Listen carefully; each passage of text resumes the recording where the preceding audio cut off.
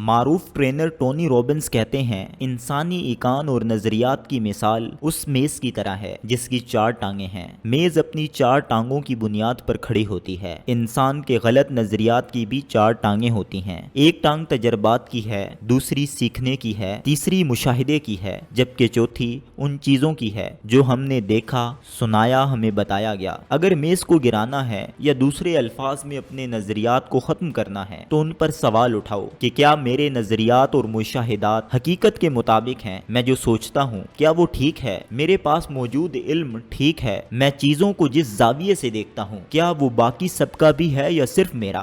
ممکن ہے جو آپ کی معلومات ہوں وہ درست نہ ہوں، ممکن ہے کہ واقعات کو جو معنی آپ نے دیے ہوں وہ درست نہ ہوں۔ آپ چیزوں کو جس زاویے سے دیکھتے ہیں دوسروں کے لیے وہ زاویہ نہ ہو، کیونکہ جب زاویہ بدلتا ہے تو نظارہ بھی بدل جاتا ہے۔ جب بھی آپ سوال اٹھائیں گے تو آپ کے غلط نظریات کمزور ہونا شروع ہو جائیں گے۔ زندگی میں آگے بڑھنے کے لیے انسان کو نیا نظریہ اور نیا زاویہ چاہیے۔ یہ صرف تعلیم سے نہیں ملتا۔ بہت سارے لوگ پی ایچ ڈیز ہیں مگر ان کو زندگی گزارنے کا ڈھنگ بھی نہیں آتا، جبکہ بہت سارے ایسے بھی ہیں جو انگوٹھا چھاپ ہیں مگر وہ جس انداز سے جیتے ہیں لوگ ان پر رشک کرتے ہیں۔ زندگی کی مثال 100 روپے کے نوٹ کی طرح ہے جس نے ختم ہو جانا ہے۔ یہ نوٹ اس دنیا میں موجود ہر انسان کو ملا ہے، اب اس کو کس نے کس طرح استعمال کیا یہ اس کی اپنی فہم و دانش ہے۔ دنیا کا ہر باشعور انسان یہ سوچتا ہے کہ میں محدود وقت کے لیے آیا ہوں۔ اگر آپ نے اپنی حقیقت جاننی ہے تو اپنی تنہائی پر غور کریں۔ جیسے آپ تنہائی میں ہوتے ہیں وہی آپ کی حقیقت ہے۔ اگر آپ کو تنہائیاں بے چین رکھتی ہیں تو اس کا مطلب ہے کہ آپ کے اندر کچھ خرابی ہے۔ اگر آپ اپنی تنہائیوں کو انجوائے کرتے ہیں تو آپ مثبت انسان ہیں۔ انسان کے نظریات اس کو آگے بڑھانے کے لیے ہوتے ہیں۔ اگر آپ کی زندگی کی گاڑی کا ہینڈ بریک غلط نظریات کے ہاتھ میں ہے تو آپ جتنی چاہے سپیڈ دیتے رہیں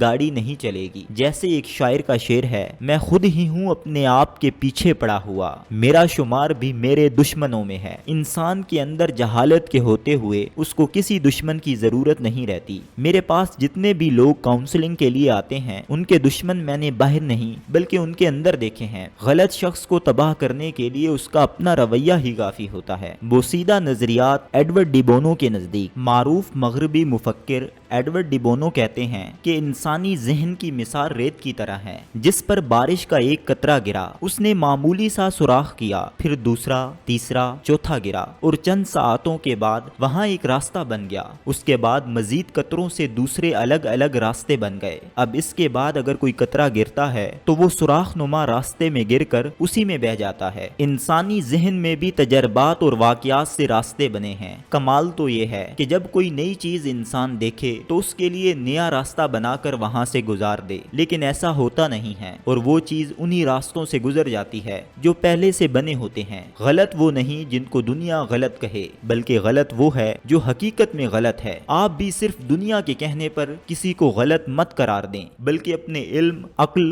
اور تجربے کی بنیاد پر فیصلہ کریں۔ نئے افکار و نظریات کیسے بنائے جا سکتے ہیں؟ اپنی ذات اور خیالات کا محاسبہ کرنا انسان کی ترقی کے لیے بہت ضروری ہے۔ جب بھی آپ کو معلوم ہو کہ آپ کے کچھ نظریات اور خیالات ایسے ہیں جو آپ کی ترقی میں رکاوٹ بن رہے ہیں تو ان کو فوری طور پر ختم کر دیں۔ نئے افکار کی تلاش شروع کر دیں۔ مندرجہ ذیل عوامل ایسے ہیں جن کی بدولت انسان نئے افکار بنا سکتا ہے۔ نمبر 1، تجربات و مشاہدات۔ دنیا میں جن لوگوں کے پاس تجربہ اور مشاہدہ نہیں ہے ان کا علم نہیں بڑھتا اور نہ ہی ان کی بات میں تاثیر پیدا ہوتی ہے۔ علمی اور ذہنی وسعت کے لیے نئے تجربات اور مشاہدات کیجیے۔ جو چیزیں آپ کو مفید معلوم ہوں ان کو اپنی ڈائری میں نوٹ کر کے ان پر عمل پیرا ہوں۔ نمبر 2، مطالعہ۔ انسان اگر کتاب سے دور ہو تو اس کی مثال کنویں میں رہنے والی مخلوق کی طرح ہوتی ہے جس کا علم اور مشاہدہ کنویں سے باہر نہیں جا سکتا۔ یاد رکھیں کہ کنویں میں قید لوگوں کو یہ معلوم نہیں ہو سکتا کہ آسمان کی کیا وسعتیں ہیں، کیونکہ ان کو آسمان اتنا ہی دکھتا ہے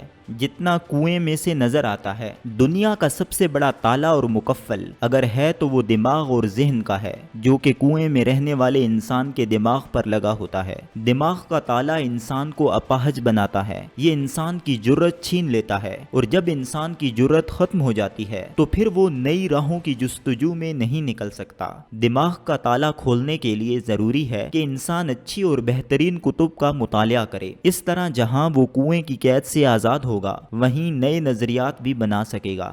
نمبر 3، نیا سوال اٹھانے سے بھی انسان کے نئے نظریات کے راستے بنتے ہیں۔ سوال برائے سوال کبھی بھی آپ کو فائدہ نہیں دے سکتا۔ سوال وہ ہے جو پہلے آپ اپنے آپ سے پوچھیں، اس کو چند دن اپنے کلیجے سے لگا کر رکھیں اور سوچیں کہ یہ واقعی سوال ہے۔ میرے ذہن میں ایک دفعہ ایک سوال پیدا ہوا کہ شاعر کے پاس جو درد ہوتا ہے یہ پیدائشی ہوتا ہے یا حالات سے بنتا ہے؟ سب سے پہلے میں نے اس کے لیے مناسب انسان ڈھونڈا، کیونکہ کسی بھی شخص سے غیر متعلقہ سوال پوچھنا توہین کے مترادف ہے۔ میں امجد صاحب کے پاس چلا گیا، ان کے سامنے سوال رکھا تو انہوں نے حیرت سے میری طرف دیکھا، پھر بولے دوبارہ سوال پوچھو۔ میں نے سوال دہرایا تو بولے کہ ان کا درد ہوتا پیدائشی ہے مگر حالات اس کو نکھار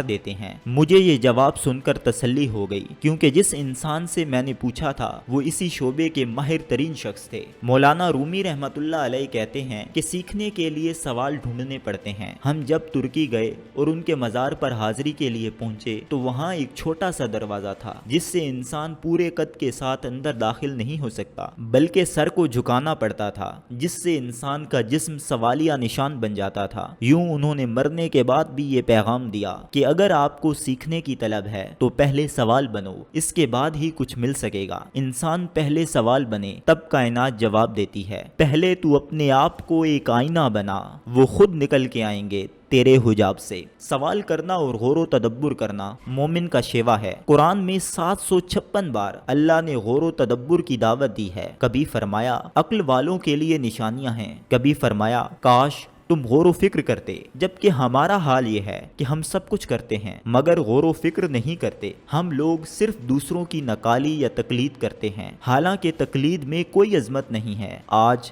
اگر علامہ اقبال کی کوئی نقل پیدا ہو جائے تو اس کی کوئی حیثیت نہیں ہوگی۔ انسان کو عظمت تب ملتی ہے جب وہ منفرد ہو۔ سوال آپ کے نظریات کے لیے نیا چینل کھولتا ہے، لیکن نئی راہیں تب کھلیں گی جب آپ کے اندر جرأت ہو۔ اگر جرأت اور ہمت نہیں ہے تو پھر نیا کچھ بھی نہیں آئے گا۔ اپنے ساتھ بیٹھ کر خود سے سوال کریں کہ میں کیا ہوں اور کہاں سے آیا ہوں۔ یہ بات یاد رکھیں کہ آگے بڑھنے کے لیے ہمیشہ اپنی موجودہ کیفیت کو جانچنا ہوتا ہے۔ اور دوسرا سوال یہ ہے کہ میں جو کر رہا ہوں یہ وہی کر رہا ہوں جہاں میں نے جانا ہے۔ اس آگے والے وقت کو آج اپنے ذہن میں رکھ کر سوچیں۔ ہم دیکھتے ہیں کہ ہمارے معاشرے میں جب لوگ اپنا وزٹنگ کارڈ بنواتے ہیں تو اس پر مختلف طرح کے عہدے اور منصب لکھے ہوتے ہیں، حالانکہ انسان کی اصلیت وہ نہیں ہوتی، بلکہ انسان دراصل وہ ہے جو قبر میں جانے کے بعد ہے۔ جب لوگ کہیں کہ فلاں انسان بہت اچھا تھا، جو چراغ تب جلنے ہیں آپ کو وہ آج جلانے پڑیں گے۔ اس کے بعد اپنے آپ سے یہ سوال کریں کہ میں کہاں کہاں غلطی کر رہا ہوں۔ اس شخص کے ایمان پر شک کیا جانا چاہیے جو ایک ہی غلطی بار بار کر رہا ہے، کیونکہ اگر آپ کی عقل خود آپ کے کام نہیں آ رہی تو یہ سب سے بڑا المیہ ہے۔ قرآن پاک میں بار بار صبر کا حکم اس لیے ہے کہ ممکن ہے کہ جو پرسیپشن تم بنا رہے ہو وہ درست نہ ہو، اور اس لیے بھی تم انتظار کرو کہ اللہ کی رحمت نکل کر سامنے آ جائے۔ اہل ایمان کو صبر کا حکم دیا گیا ہے،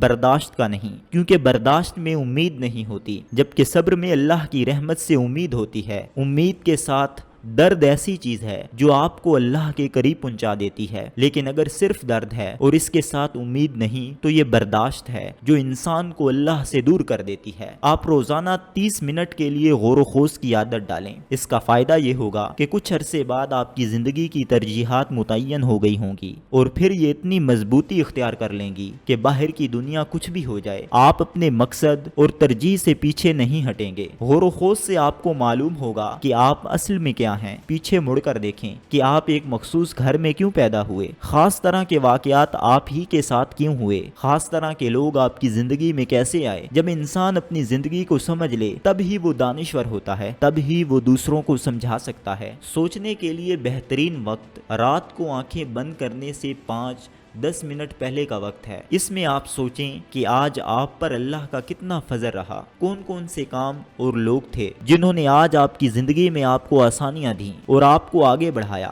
آج کتنا کچھ ایسا تھا جو اچھا ہوا، کتنی جگہوں پر اللہ نے پردے ڈالے، کتنا رزق اور کتنی عزتیں ملی، کتنے مواقع ملے اور کتنا کچھ آج نیا سیکھا۔ دوسرا وقت صبح اٹھنے کے فوراً بعد کا ہے۔ یہ وہ وقت ہوتا ہے جب ذہن ہلکی غنودگی میں ہوتا ہے۔ اس وقت آپ جو کچھ سوچتے ہیں اور ذہن کو جو پیغام دیتے ہیں وہ اس کو جلدی قبول کر لیتا ہے۔ جب آپ یہ سوچیں گے تو آپ کے دل سے تمام شکوے اور شکایات ختم ہو جائیں گی اور آپ سکون و اطمینان محسوس کریں گے۔ تیسرا وقت وہ ہے جب آپ اکیلے ہوتے ہیں، تمام چیزوں اور مصروفیات سے لاپرواہ ہو کر جب آپ اپنے ساتھ سوچتے ہیں تو اس میں یہ ضرور سوچیں کہ میرے کون سے غلط نظریات اور افکار ہیں جنہوں نے مجھے پیچھے رکھا ہے۔ اپنا محاسبہ کریں اور ایسے تمام خیالات سے پیچھا چھڑا کر اپنے دل و دماغ کو اس بے فائدہ بوجھ سے ہلکا کر دیں تاکہ آپ دین و دنیا کی کامیابیاں سمیٹ سکیں۔ یہ اقتباس قاسم علی شاہ صاحب کی کتاب ابر مسلسل سے لیا گیا ہے۔